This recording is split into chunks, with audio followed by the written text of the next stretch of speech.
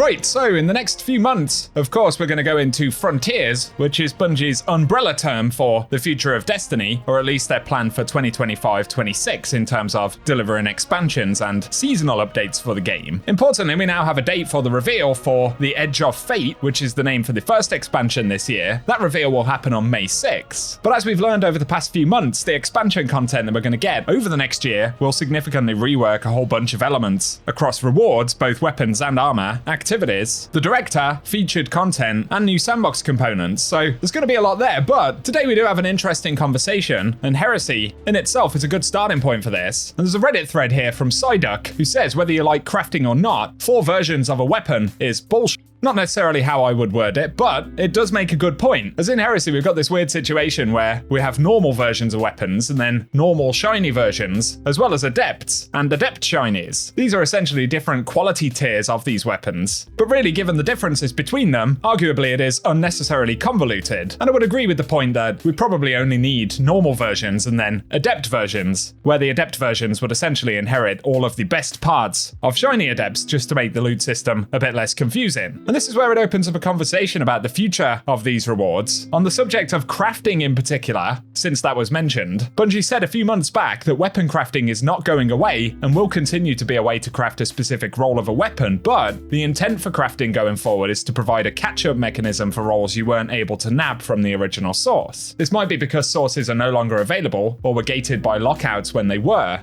and ultimately Bungie have said they want crafting to support the weapon chase but not to replace it. They said they'd follow up with more details, and no doubt we will finally get those as the conversation about Frontiers opens up, but it essentially means that Bungie don't want crafting to be the primary way to access weapons, and there'll certainly be a mixture of opinions about that, as some folks really miss having that crafting component, and I totally understand it because, of course, it changes quite a lot about how you actually play the game and hunt for rewards.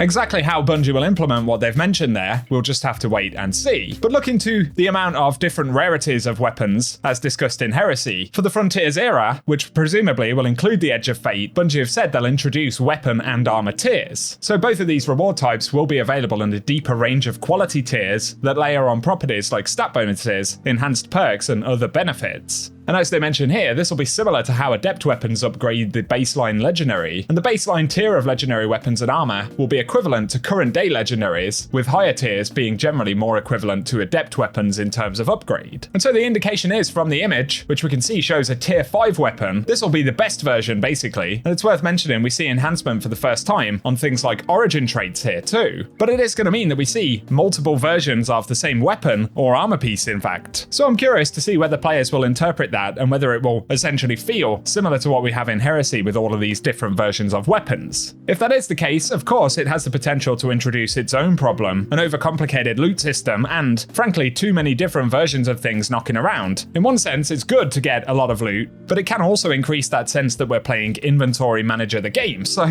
as more details come out, I think that's one of the things players will be really curious about, is exactly how this will function, and will there be ways to upgrade pieces of gear? You know, if you get a really good roll of a weapon, but it's only a tier 3 and you want a tier 5, I'm really interested to see what upgrade sort of mechanisms there might be for rewards in the game.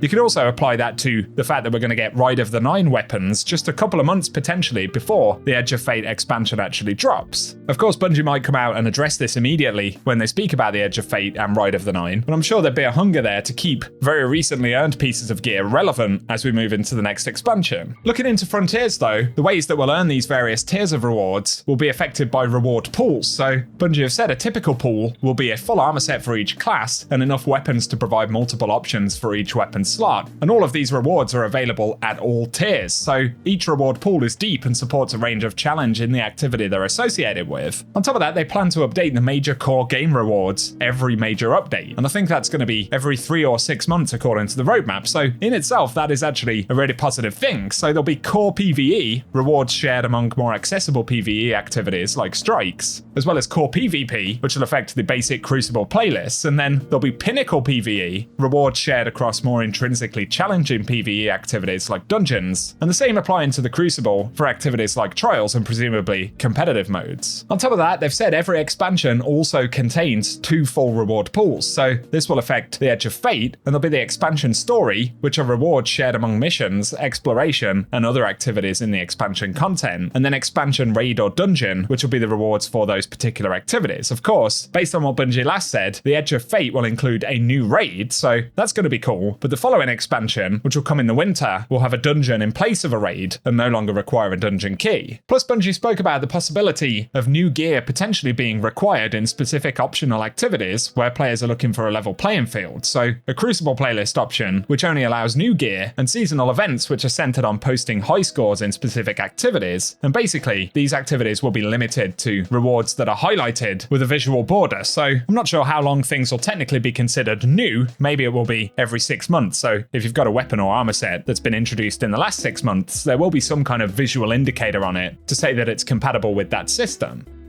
And separately on that subject, Bungie spoke about reward ratings for activities, where core game activities will support a reward rating, which is a combined team and personal score that determines the amount and quality of rewards available at the end of the activity. This will also be affected by modifiers that we put onto activities, so basically, the harder version that you play and the more modifiers you apply, the better the rewards will be, and that will be sort of indicated in the tooltip. So there does seem to be some logic to Bungie's plan here, despite concerns about kind of bloated loopholes potentially, and having lots of different versions of rewards. As Bungie have outlined though, armor is getting its big rework as well, and that will include a rework to stats, so each armor piece will now come with a stat archetype, indicating the primary and secondary stats as we can see on the left, as well as a tertiary stat which has a much smaller influence. So that will be useful in terms of build crafting. Then there'll be set bonuses on these pieces too. We've spoken about them previously, but you can see some of the perks for those set bonuses on screen. I'm sure, given that this was a few months ago, they of course might be different when we actually get into the next expansion.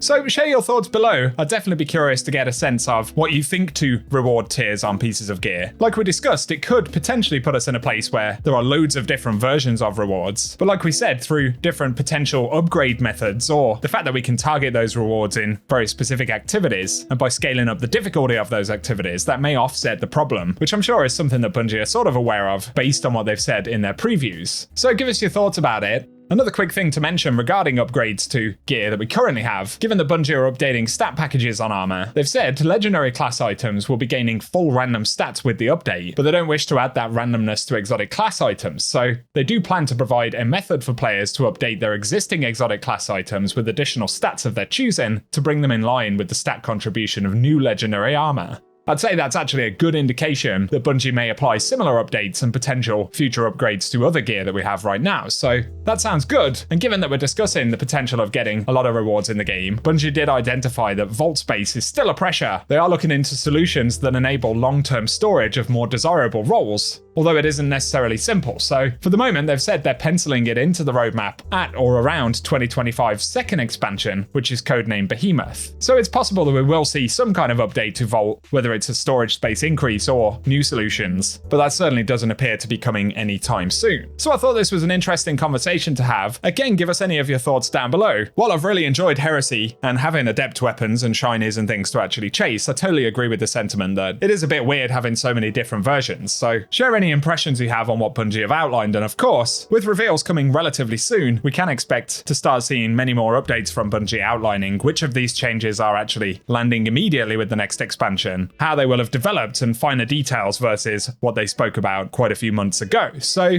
there we go, guys, that's my bit of discussion for the day. I'll keep you posted when we do get info, so get subscribed to the channel and hit the notification bell down below. Otherwise, if you've enjoyed the video, a rating really does help us out as well. And for now, I appreciate you tuning in and hope you guys have an awesome day.